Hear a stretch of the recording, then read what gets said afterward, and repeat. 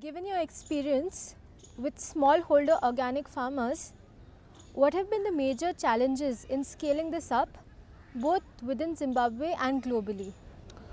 The major challenges with smallholder farmers have been the issues of the multinational companies. We have actually continued to affect the smallholder farmers by bringing their technologies, such as the genetically modified organisms, such as the commodification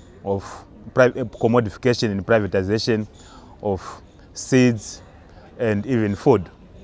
So the rural people have actually ended up having very scarce food on the table, and even getting very limited resources, especially to necessitate their production and also to improve their activities which are homegrown. What has been your experience of working with women farmers, and what is their status in Zimbabwe? Are they recognized? Yes, in Zimbabwe, women are recognized. You would find in most rural areas, women occupy the major stake. They're actually the people who are actually doing all the farming. Most men are not staying in the rural areas. Most men normally, they work in urban areas. So you find women doing much of the work in the rural areas. And as of recent, our government of Zimbabwe has actually introduced a policy to integrate women in decision-making positions. Even in government, you would find there are women who are actually taking a leading role in making certain decisions, even from parliament, even at local authority level, and even at local level, where you find women participating in their groups and even in their farmer organizations. They're actually taking a very leading role. Like, for example, in the organization I'm working with, our chairperson is actually a woman, and she has actually developed from grassroots level to become an international representative of our organization by getting that support from our national government as well as support from other organizations we are working with.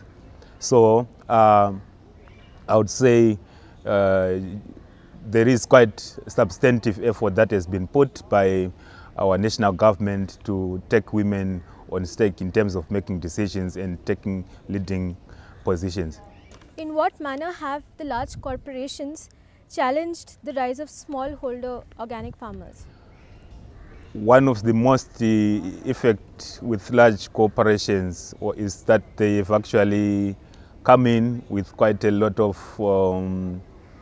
food they are dumping onto our markets, and this food is actually affecting our local production because it's actually brought in with very low prices, which if you compare to our production cost at local level, the value, you would find our farmers are actually affected in terms of their income levels.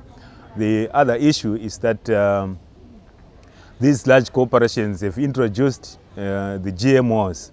This is seed that is actually produced by a technology which is not homegrown, and which is actually affecting our local seed biological diversity, and also limiting our local farmers to continue with their own homegrown seed.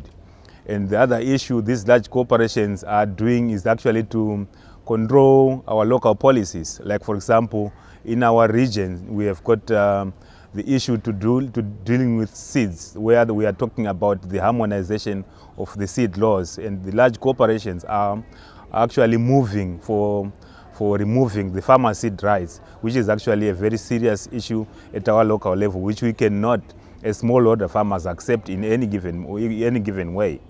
How do you think local and global farmer movements can come together to create an alternative mode of production and distribution? Most important is that we need to build up strategies whereby we look at it very closely and consider the participation of households. You know, the household is actually the hub of any development that can happen in any given nation. So if we build on our movements with a clear focus and with a clear understanding on the participation of households, we definitely are going to build successful movements, because the household is whereby you talk about food sovereignty. The household is whereby you talk about conservation of resources, and on the household is whereby you talk about participation of even men and women in decision making. So it's very important to consider the household. If you would grow, there is another level whereby you find different movements coming together to actually cooperate in a way, maybe by identifying your strengths, because sometimes there can be quite a lot of duplication of effort, whereby this movement can be talking the same issue like the other movement. But if we cooperate in a way of identifying our strengths and weaknesses, and knowing our agenda and knowing our effort, I think definitely we can achieve issues like, for example, the issue to dealing with food sovereignty, and the issue to dealing with even any sustainable development you can talk about in rural development.